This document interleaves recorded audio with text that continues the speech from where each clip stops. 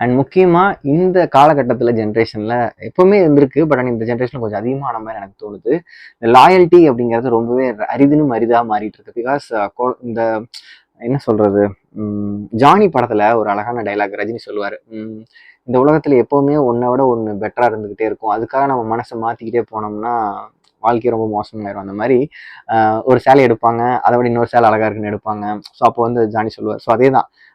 ஒரு கல்யாணம்ங்கிற உலகத்துக்கு வர்றதுக்கு முன்னாடி நம்ம எவ்வளோ 1000 தடவ வேணா யோசிக்கலாம். பட் ஆனா வந்ததுக்கப்புறம், ஒரு கமிட்மெண்ட் குடுத்ததுக்கப்புறம், ஒருத்தர விட இன்னொருத்தர் அழகா இருக்கிறாங்களே, இவங்க வந்து அதிகமா பணம் சம்பாதிக்கிறாங்களே, இவங்ககிட்ட அது இருக்கு, இது இருக்குன்னு சொல்லி ஆசைப்பட்டு உன்னோட ஒண்ணு பெட்டரா இருந்துகிட்டு இருக்குன்னு யோசிச்சுக்கிட்டே போயிட்டே இருந்தாங்கன்னா, அவங்களால என்னைக்குமே சந்தோஷமா வாழவும் முடியாது.